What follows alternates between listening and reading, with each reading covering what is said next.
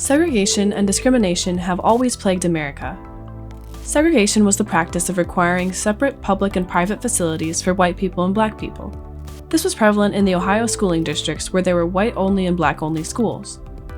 The issue of segregation in schooling districts wasn't widely addressed until 1954, when it was brought to court in Brown v. Board of Education. The final ruling became a major step towards equality, as segregation in schools was determined to be unconstitutional. From there, the efforts to end segregation in Ohio schools started with three major cities: Cleveland, Columbus, and Cincinnati. In 1973, the motion to desegregate started in Cleveland, though it wasn't until 1978 when Cleveland started to implement change.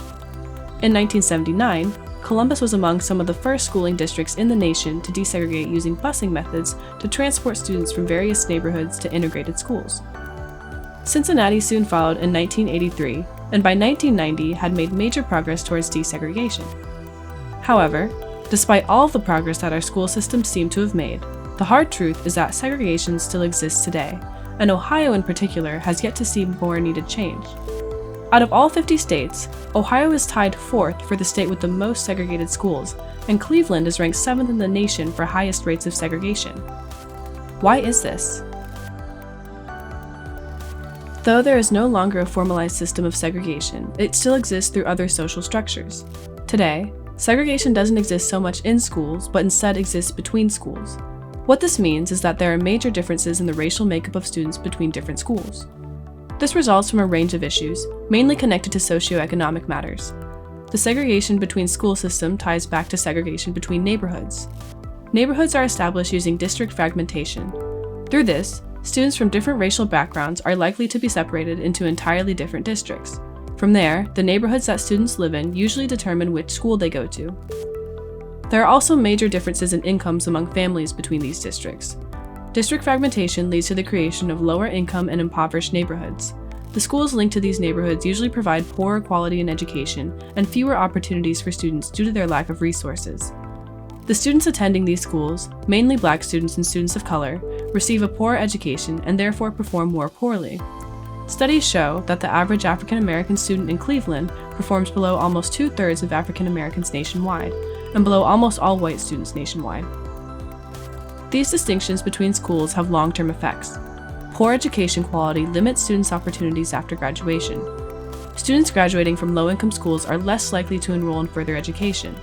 Studies have shown that fewer students from lower-income schools go to college during their first fall semester after graduation than students from high-income schools. Many inner-city, low-income schools adopt zero-tolerance policies in an attempt to prevent student misbehavior. This means that even the smallest of misbehaviors are dealt with harshly and abruptly. This leads to a system known as a school-to-prison pipeline.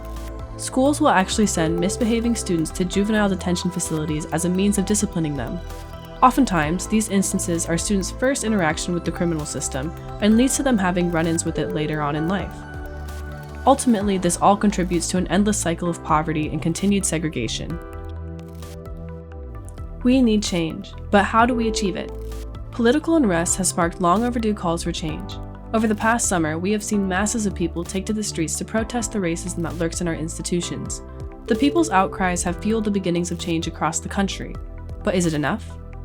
Pressure put on schools by the Black Lives Matter movement has led to schools taking steps to address the racism that runs within their systems, starting with actually admitting that it still exists. Colleges have begun hosting events in support of Black students and students of color, as well as establishing new resources for these students.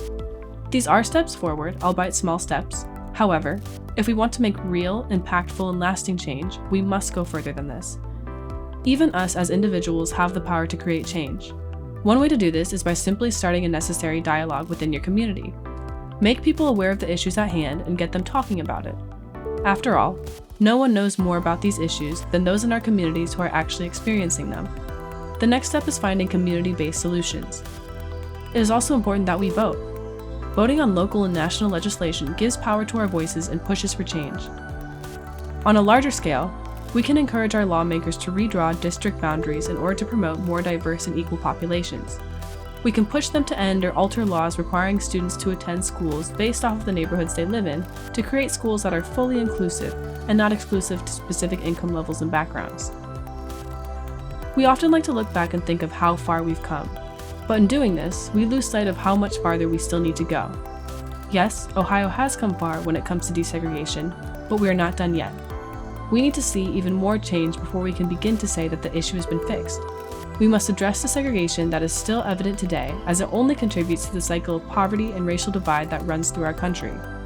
Change can start with our schools. Giving all students access to quality education gives them the ability to free themselves from this cycle. It's time to step up and advocate for equal opportunity across schooling districts and neighborhoods, so students of all races can be successful in Ohio schools.